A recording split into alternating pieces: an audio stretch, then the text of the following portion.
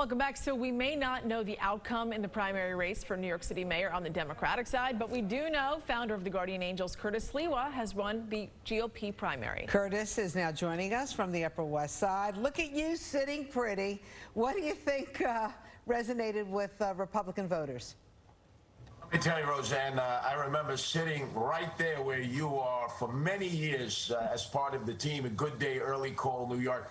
And one day I told the team, I'm going to run for mayor. And they all had a big belly laugh. They all said, oh, that's just son. Look, I'm the real deal. And what I've done for the Republicans is carve a pathway to City Hall, just like you saw Rudy Giuliani standing there with me, who had endorsed me when he was elected on a law and order platform because the city was so out of control under David Dinkins.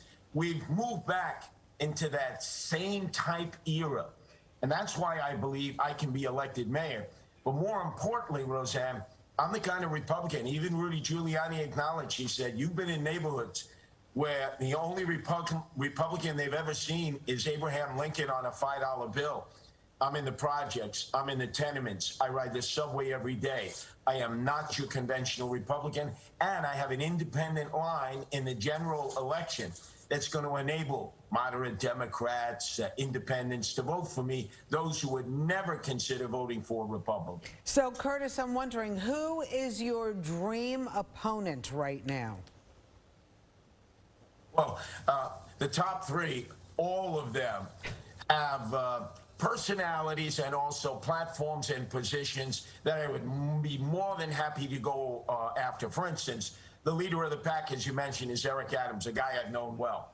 He says he's Mr. Law and Order. I support the police.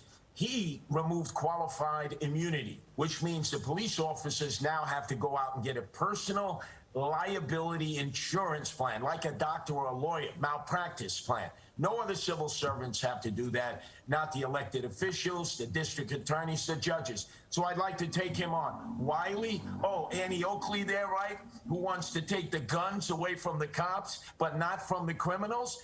And Garcia, and they say, oh, but we need somebody who's a good manager.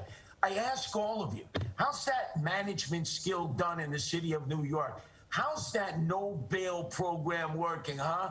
How's that defund the police program working? Are we going to leave it to these professional politicians and bureaucrats who have helped Bill de Blasio single-handedly destroy this city we so love? No, no, no, no, no. It's time for common sense, and it's time for someone who's a populist. Because if I'm anything in this world, I'm a populist more than I am a Republican or an independent. Crime seems to be the #1 issue for voters. Do you think your stance on crime will help you when it comes to this race? No doubt, because I've been battling criminals for 42 years and not just been issuing white papers on how to do it. You may have remembered last summer when the police were ordered to stand back by Bill de Blasio, who sided with the shooters and looters. I was out there with the Guardian Angels battling to protect property, to protect product and people, all throughout Midtown Manhattan, in Chelsea, and down in Soho. I ended up getting a broken jaw. Many of the Guardian Angels were seriously injured.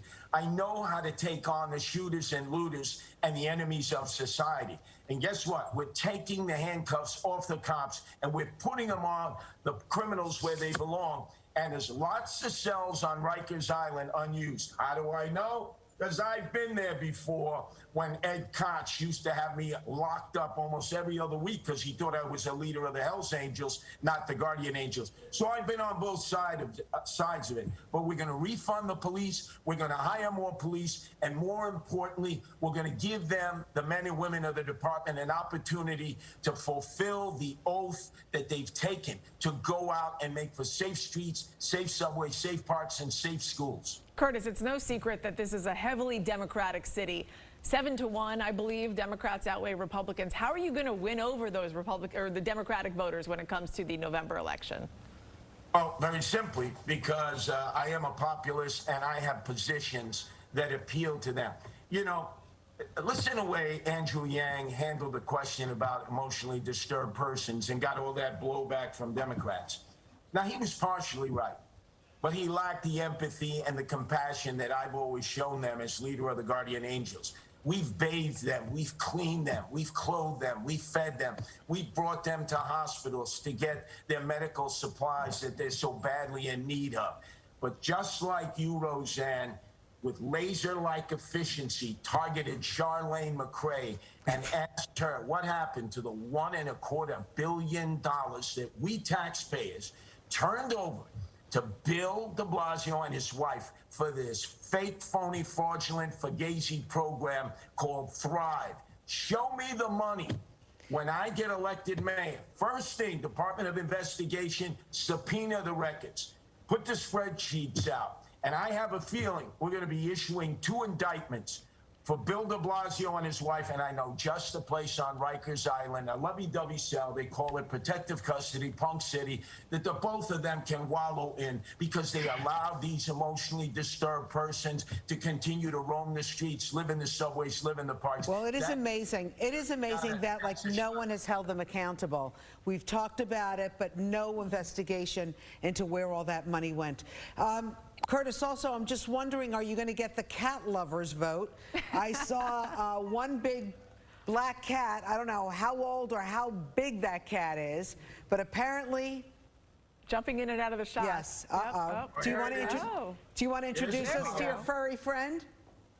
Yes, in fact, I have 15 rescue cats here in a 320-square-foot apartment that I share with my wife, Nancy, by the way, who is running for the city council seat, first Republican in the Upper West Side in 10 years, and there will be no kill shelters when I'm mayor. You know we spend millions of dollars and only give a dog or a cat 72 hours of a stay in a shelter before we euthanize them if they're not adopted. That will end. Los Angeles has no kill shelters. Austin has no kill shelters. And for cats like Apollo, who would have been euthanized, oh no, that's never happening again. Let's face it.